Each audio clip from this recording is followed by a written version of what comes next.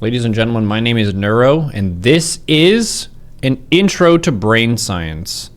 Brain science is a large domain within science with many different angles of approach in trying to understand the brain and the thinking process of humans and other animals in general. And it's the subject that I studied the most in college. A lot of people have studied like maybe a little bit of psychology. Psychology 101 is a really common elective people will take. Neurology is another one that gets thrown out there a lot. Just to define a term really quick here, because many people mess this one up, and it's no fault of their own because brain science isn't taught in high school.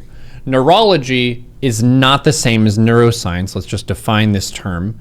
Neurology, just going to put this down here at the bottom as we fill up somewhat of a glossary. Neurology, study of how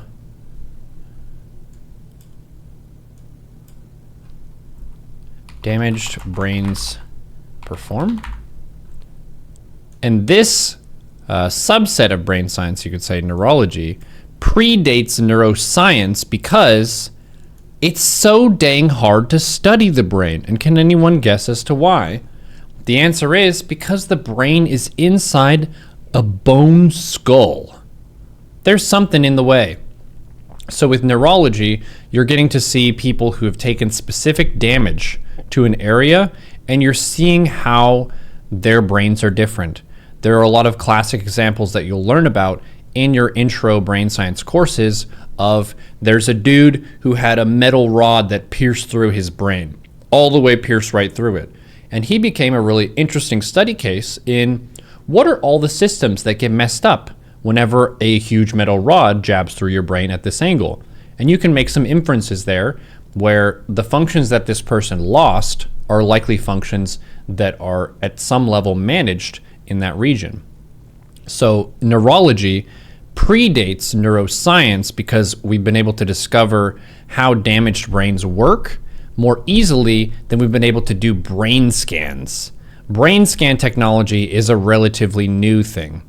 And the angles of brain scan will break down a little bit as we go here. Let's just make the font a bit smaller so we don't take up all the space down here. So that's neurology, study of how brains perform. Neuroscience, study of how brains work normally.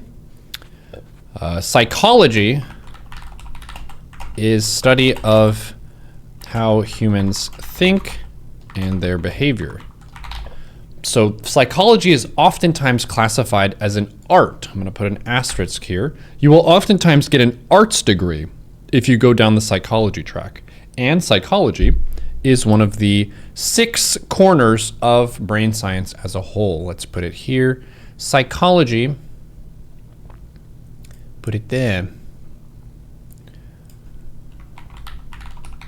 The reason psychology is considered an art rather than a hard science is because a lot of psychological studies are based on people's opinions of situations.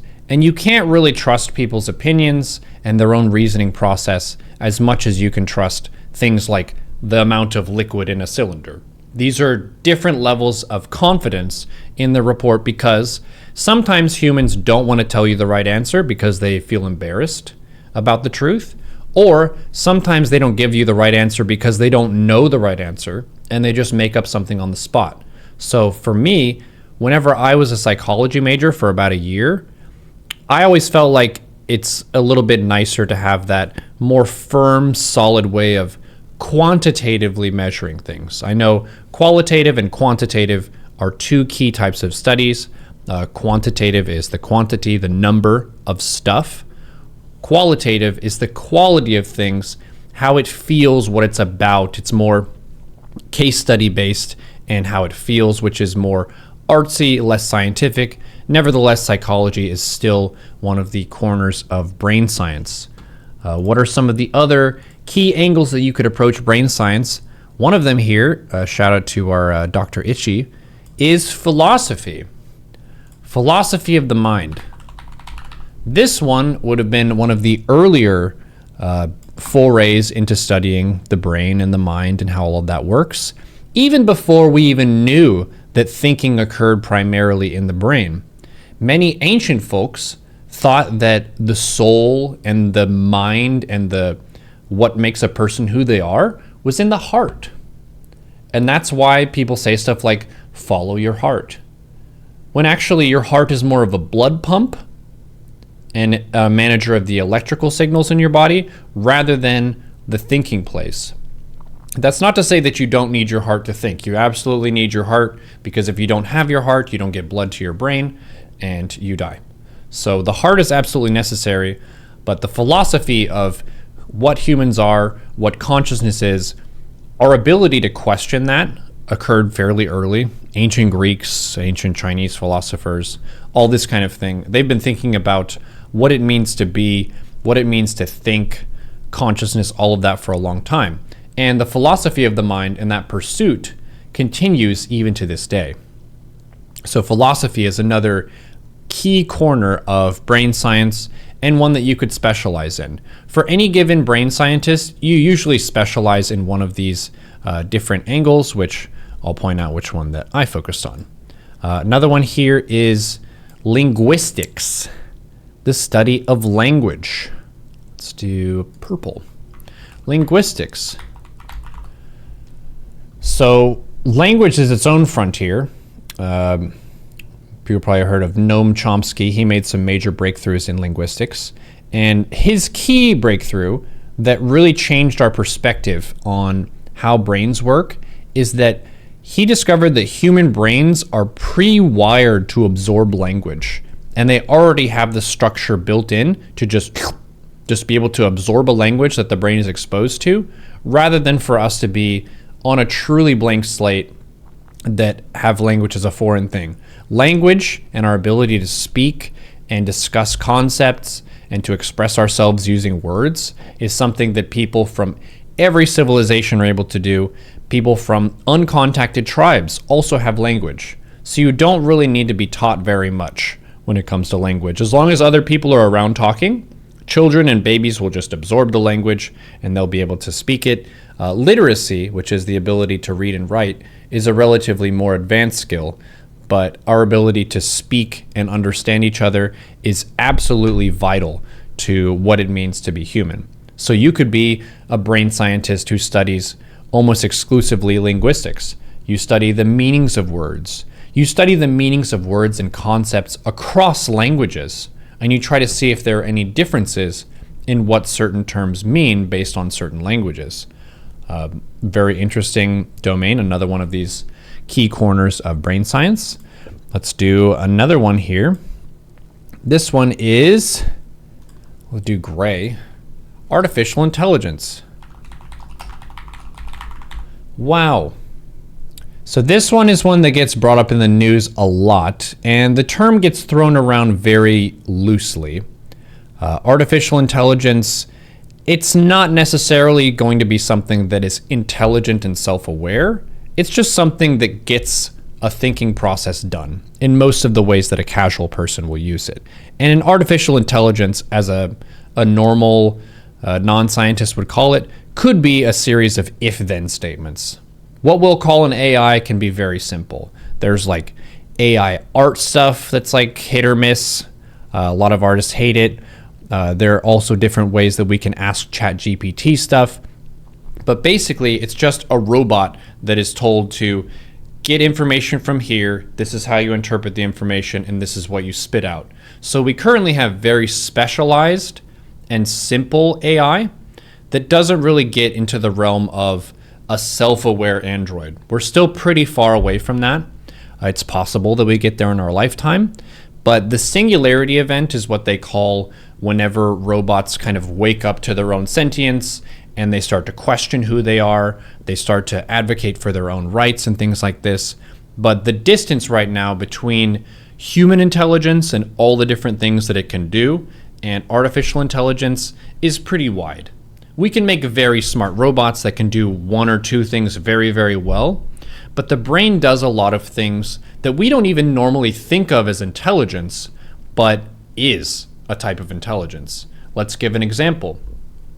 Regulating your heart rate. That's something that your brain is doing that you aren't physically thinking about most of the time. Most of the time that process is automatic, or at least subconscious, based on your experience so far that day. Say, for example, you've got a test coming up tomorrow, and your heart rate is just beating a little bit faster. You're a little bit more stressed. Your brain is telling your body, hey, we have a big stressful thing that matters coming up very soon. We should get prepared. So a lot of these things that we take for granted, which are basically regulating our squishy robot selves, those are parts of our intelligence, even if we don't use those directly in a math test. We tend to think of intelligence as conventional book smart stuff. But other types of intelligence are totally valid and very much what make us human and animal as well. Can someone give me an example of a type of intelligence that does not involve using words or numbers at all? What is a type of intelligence that humans can express that is not based on words or numbers? I'll give chat a second. Tag me in the chat so I can see it. So artificial intelligence, it's got a ways to go. AI art is basically just taking the average of a bunch of art that's already been made, so it's not really creating. It's more so just like putting it into a blender. Same thing with ChatGPT. It's basically just Googling stuff for you and spitting it out in an essay format. So let's not get too carried away with artificial intelligence and what it does. It will definitely become more intelligent over the course of our lifespan, but it's not currently at the point where it's a generalized intelligence of an android that operates a whole body and operates its own kind of ego and self. That's pretty far off. Okay, types of intelligence that don't take words or emotions. Chat saying, don't jump in fire. Danger sense, I will grant that. Danger sense is definitely a type of intelligence for knowing how to keep your body alive. Emotional intelligence, that's very true. Being able to read other people's emotions and decide how you want to navigate that. Opening a door with a complicated mechanism. You could argue that that involves some language. I was going to say athletics. A sport involves a lot of intelligence. Your ability to grip an American football and to throw it in a spiral fashion involves commanding a series of different muscular actions that can be hit or miss depending on the accuracy and the synergy of that whole process. Anyone who's doing shot put or bowling, these physical processes that we normally think of as like jock stuff actually involve a great deal of intelligence. So athletes are leveraging a physiological intelligence that does take a lot of our day-to-day mental resource. Your body has to be told what to do in certain ways, and your brain and your nervous system are a big part of what makes that happen. Another corner of this brain science, what's it called? It's not a hexagon. What's a 6? Is it a hexagon? Yeah, pentagon is 5, hexagon is 6. Light turquoise, let's go with yellow. No, we'll do red. That's fun. Neuroscience. This is the one that I focused on. Whenever you get a cognitive science degree, at least at the university that I went to, you have to pick one of these as your main. And for each one of these, you have to have relatively more credit hours toward it. So for my neuroscience specialization, I had to take a few different classes. I'll just write them out here for fun. I took integrative neuroscience, cellular neuro, cognitive neuroscience, things of this nature. So neuroscience has quite a few courses within it. This is mainly looking at the chemical and the electrical signals and the blood flow of the brain. So it's very much looking right at the brain, right at what the brain is doing. You're saying, what is the level of blood flow to this region during this task? What is the level of electrical current in this part of the brain at this particular time? So the cues that we have and the signals that we look for in what the brain is doing is how much electricity is being used here, how much blood is being used here, and then what's the other one that I was saying? Because blood is oxygen, that's your fuel. Electricity is basically the current that's going through there. Mainly those two, I guess. And then you can also say, oh, the other one, the chemical levels. You have chemicals that you probably recognize, serotonin, dopamine, norepinephrine, epinephrine, adrenaline. A lot of these different chemicals are naturally produced by the body and regulated by the brain. So in a course like cellular neuroscience, we did talk a lot about these different chemical terminals, different things that can block a chemical terminal or open a chemical terminal, because the chemical levels in our brain do change a lot of our perception and our behavior. Examples would be you get a bunch of stress hormones in your system, you're going to feel mentally stressed out. But this is basically a state that is being simulated by your brain. And that can be a liberating concept if you think about it. Your brain is doing stuff without your permission a lot of the time, and maybe without your best interest at heart, because the brain is a limited organ. It is a limited organ that can make mistakes. This is a really major breakthrough that brain science has made. I would say maybe even in the past 100 to 200 years. And we took a major shift here between putting our faith the most in eyewitness testimony versus putting our faith more so in hard evidence that doesn't require people's testimony. We used to think that if a person was there and they saw it happen, that was the best form of evidence. And in many cases, that might be the best that you have. But we've learned from a bunch of famous court cases that it's pretty easy to deceive people and to manipulate and change their memories. Because a memory is something that is kind of like a short form summary of what you think happened. But whenever a memory goes from your current working memory in the present moment, with all that depth and that color and that information and the vibrance of right now, you can feel your body, you can see everything in the room around you, you can smell. In the moment, you get a lot of information. But if you're thinking about what happened 5 minutes ago, it's a lot harder to recall everything that was happening there. And this is one of the fundamental concepts that I want to be a part of this Brain Science 101. And this is the effective informational density of memory over time. It's not as complicated as it sounds. Let's get this. Do this. Boom. This. And then I'll do another one of those. Look at this. Beauty. Wow, I did pretty well with that. Okay. So this is your informational density over time. Let's do here. This is info.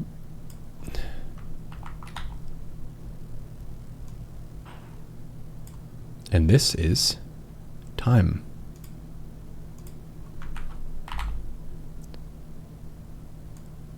Okay. This is 0.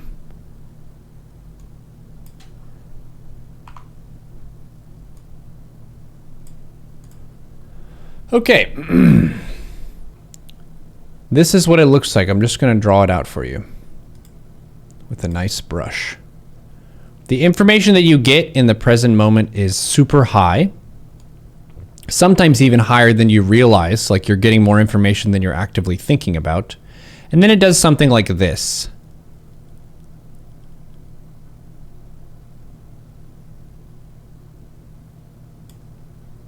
This is what it's like.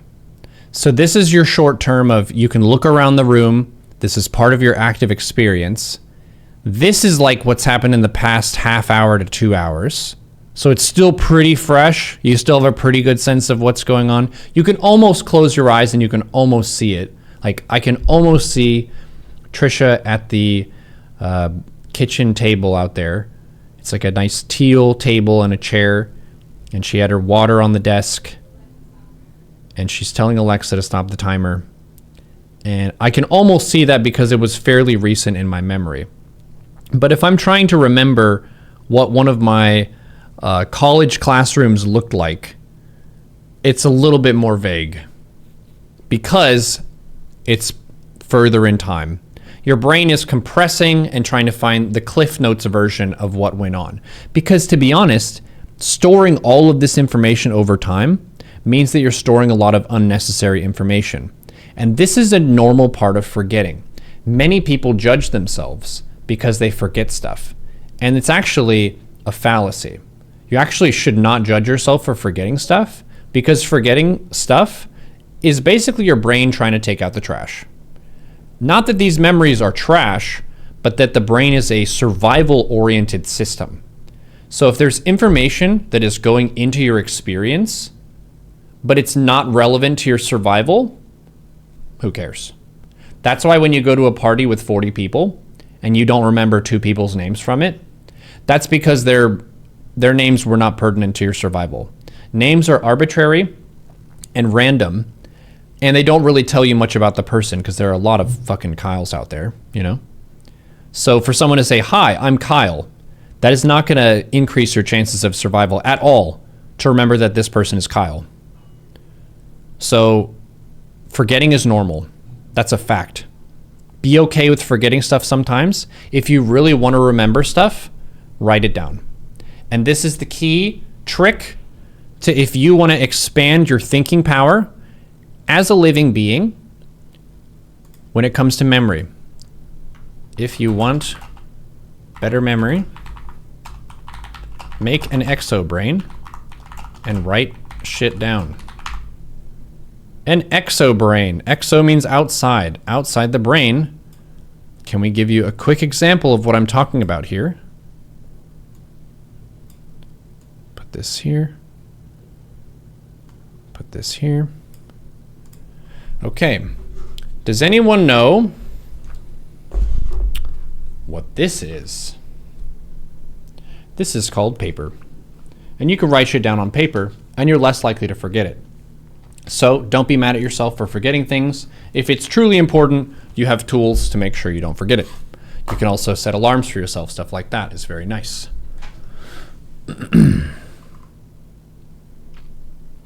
Okay. Did someone ask me a question? Don't quite see it. Levels of memory, DNA, brain, notebook, library, internet. Nice. Okay, let's get the last corner of the hexagon of brain science. This one is anthropology. Give a nice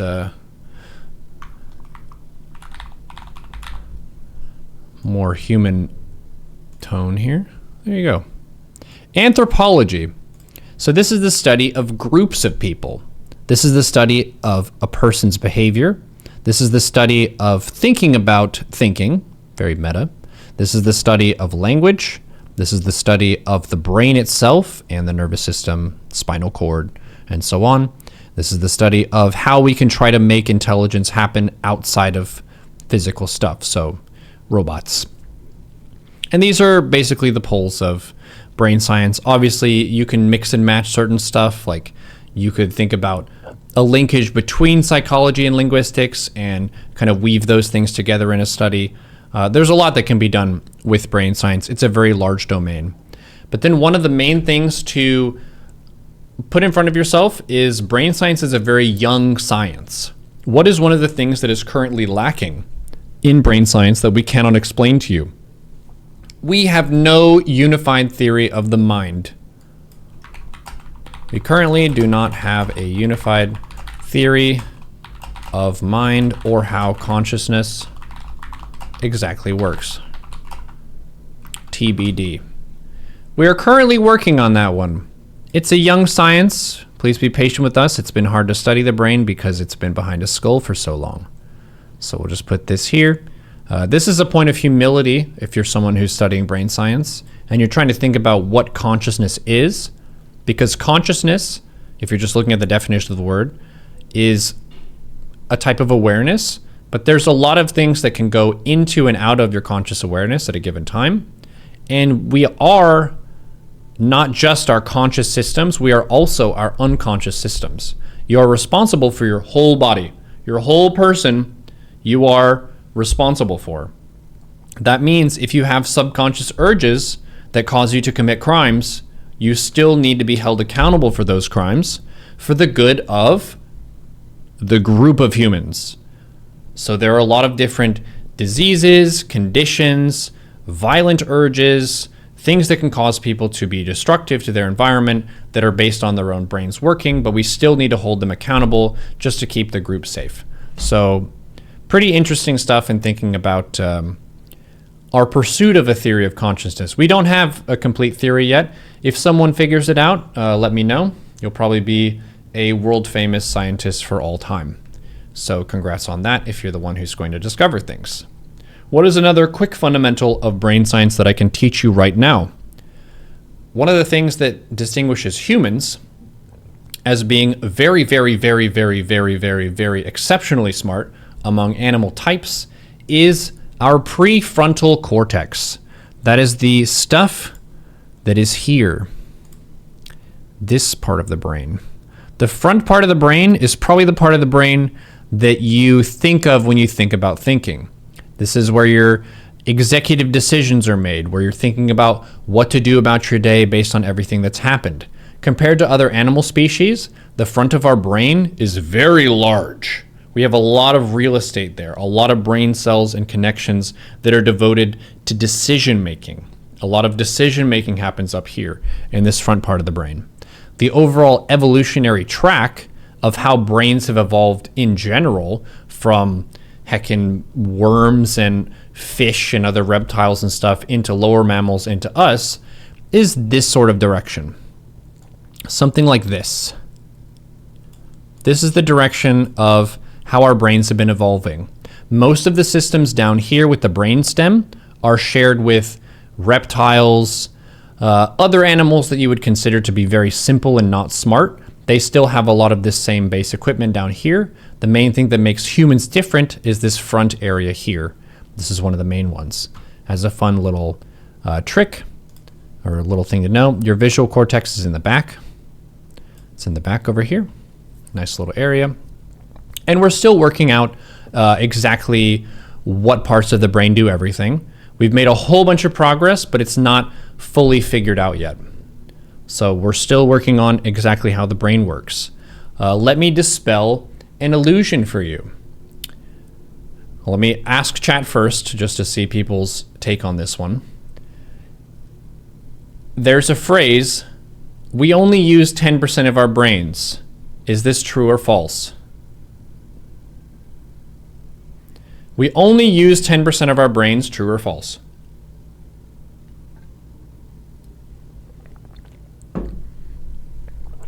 Chat is saying false across the board. Thank you.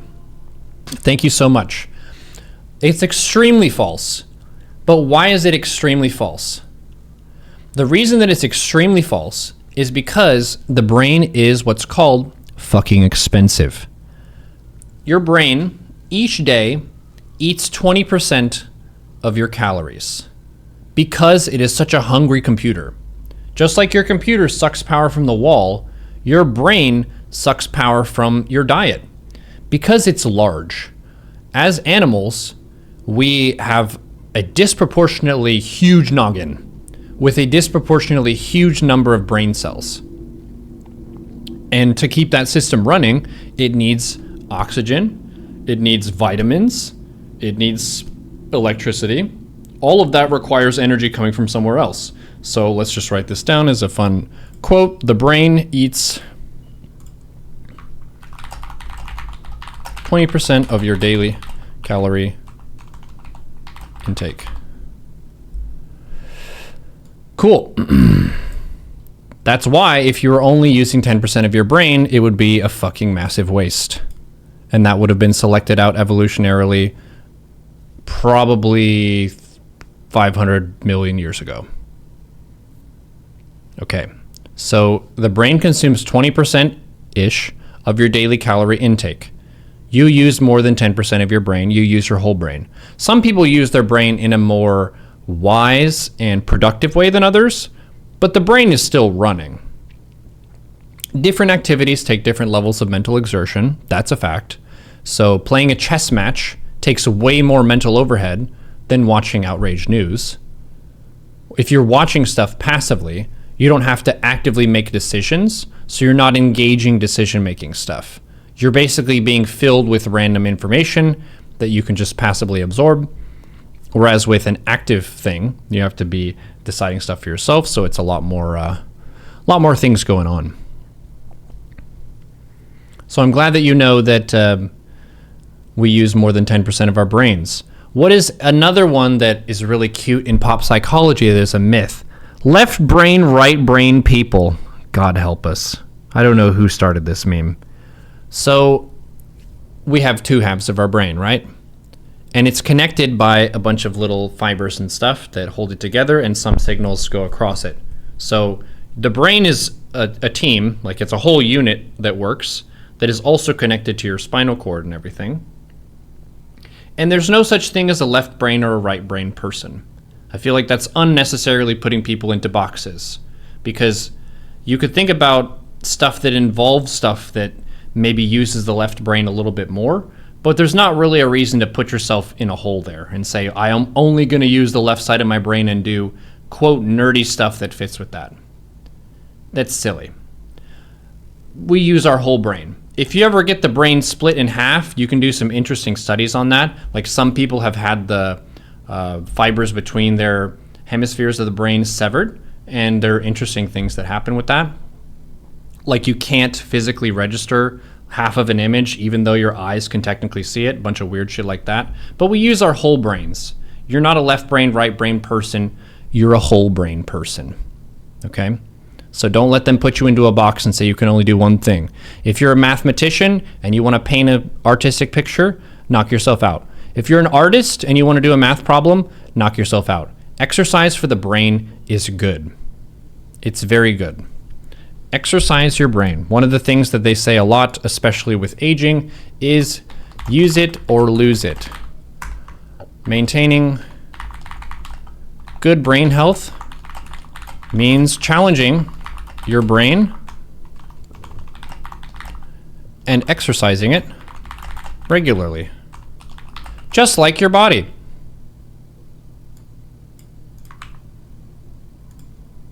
Just like your body needs exercise, so too does your brain if you don't want cognitive decline. Cool. Exercise your brain. Another thing here, as a note, brains make mistakes.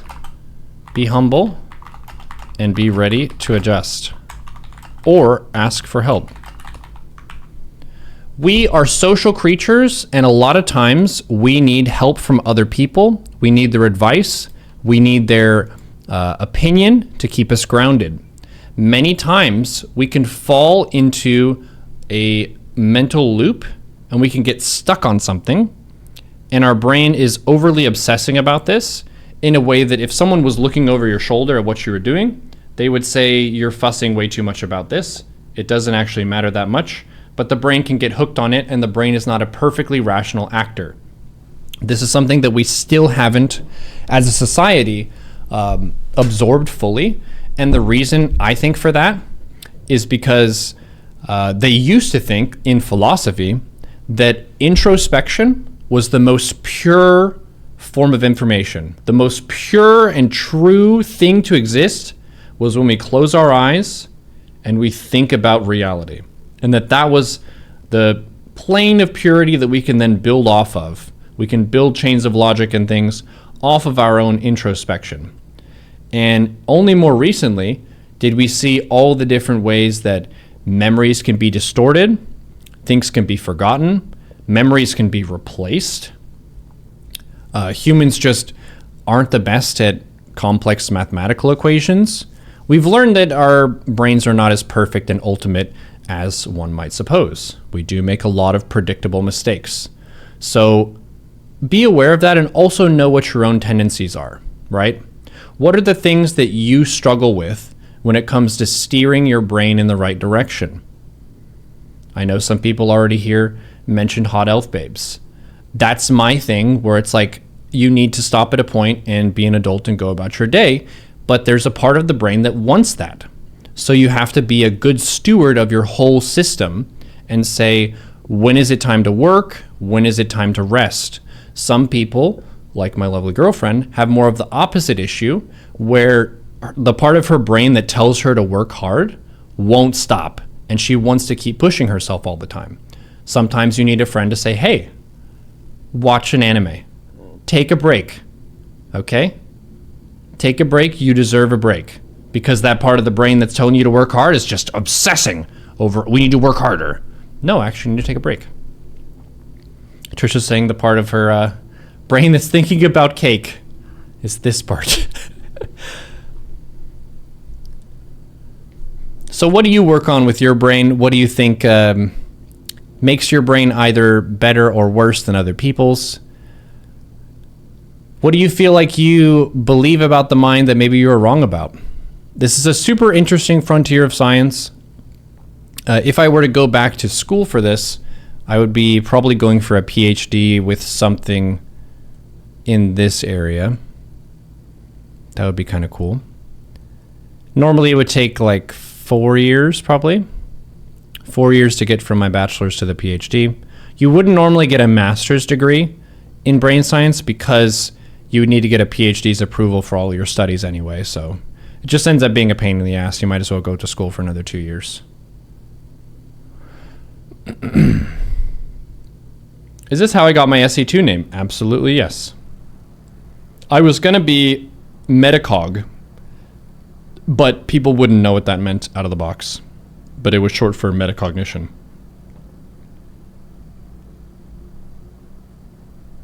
I seem to be a brain person. What are my thoughts on this? Oh, absolute pitch. You mean perfect pitch? There's perfect pitch and relative pitch. I have relative pitch, where if someone gives me the first note, I can do all the rest of the notes. Perfect pitch is when you just know what a C is and you can sing a C or a C sharp off the cuff in any moment.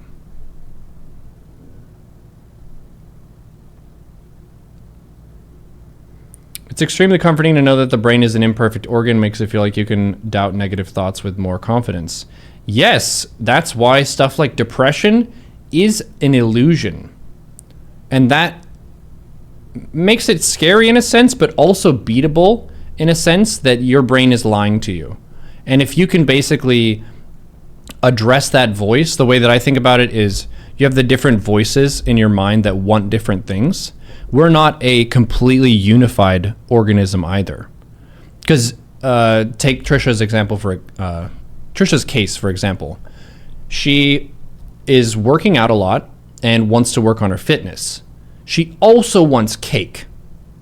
And her brain wants both of these things. And in a sense, if the cake monster gets all the cake that it wants, then the fitness boss is going to lose. But if the fitness boss gets everything that it wants, then the cake monster is going to be very upset. And that's why we try to balance ourselves between what are all the things that we want to get out of life and what is a healthy and responsible way to go about that, where I can, one, enjoy life, but two, achieve what I want to. It's very hard to balance these things, and having friends, accountability partners, things like this to help us live our best life are really, really important because we are social animals. And we have a lot of distractions and we have a lot of options nowadays that we didn't have in the past. We're living in a very futuristic world relative to where our brains came from. I'll give you one little fact here that's kind of fun. Modern human brains evolved around 100K to 10K years ago-ish. So this is pretty old. So we're not that different from our ancestors who lived hunter-gatherer style pre-agriculture. This system is basically the same system that they were using 80,000 years ago. Yes, there were some changes. Yes, we intermingled with Neanderthals and our genes have some of theirs and stuff. But the big picture is our brains are mostly the same now, to what they were back then, but our lifestyle has changed enormously from what it used to be. When's the last time you went out in the woods and picked berries and shot a deer? Most people have never done that. Some people have. If you went out and picked berries, good for you. That's awesome. But that used to be how we had to get by, pre-farming techniques. Whereas nowadays, we have things called grocery stores. We work at sit-down desk jobs. It's a very, very different environment than we're used to, and we have very different problems than we're used to. The brain used to deal with a tribe that was maybe 50 to 200 people in a lot of cases. Now we deal with a tribe that's millions to billions of people. So it's very strange to try to find a sense of distinguishing yourself and being an individual and also belonging to a group. We need both of these things as humans. We need to distinguish ourselves and feel like we're unique and feel like we have worth. And we also need to feel like we belong. And those things are really hard to do, especially in a modern context. So best of luck to you. Hope you found all of this breakdown useful. If you have any questions, I will answer some questions before we wrap this segment. But this is just an intro to brain science. Obviously, there's a ton of nitty-gritty and details that we can get into for any of these concepts. But these are just some of the main ones that, if I'm talking to someone who's not a scientist, usually try to dispel some of the main myths. I'm glad that chat knows that we use more than 10% of our brains. Good job. Left brain, right brain people. I'm glad that we addressed that one. This is a really fun fact that the brain consumes 20% of your daily calorie intake. But brain science is beautiful. It's relatively new, and there's a lot for us to learn. It's one of those final frontier sciences. We have some frontiers that we still haven't really figured out on a deep level yet. Neuroscience is one of them. Another one is deep space, like going into outer space. Another one is the deep oceans of the world. They're still largely uncharted and unmapped. There are definitely lots of little critters and species and stuff down there that we haven't even seen yet. Another one would be like nanotech, so the scale of the very small. That's one that's still relatively new but has a ton of potential to be a major science. But brain science is beautiful, and it's interesting, and it applies to everyone. So be compassionate to yourself. Accept that you have a very powerful mind and that that's a gift that you should be grateful for, but also that it's imperfect and it makes mistakes, so you should be humble and cautious about your thoughts and decisions. Talk to other people about your thoughts as well. Be able to process things together so you're held accountable and you don't fall into any illusions, because the mind is very good at creating illusions. A lot of people believe some very random stuff. Take any of the doomsday prophets. Many of these people actually believe that the earth was going to end in 2006 or whenever the heck. There was a rapture thingy that was supposed to have happened recently. People can believe wild stuff. So your ability to challenge your own beliefs is a big part of being in control of your own mind. You should be the steward of your mind. You should strive to be in control of it. You should try to make sure that you're being reasonable with other people and you're also being good to yourself. My name is Neuro, and this is Brain Science 101, meant for people who haven't taken any brain science course yet. Thank you.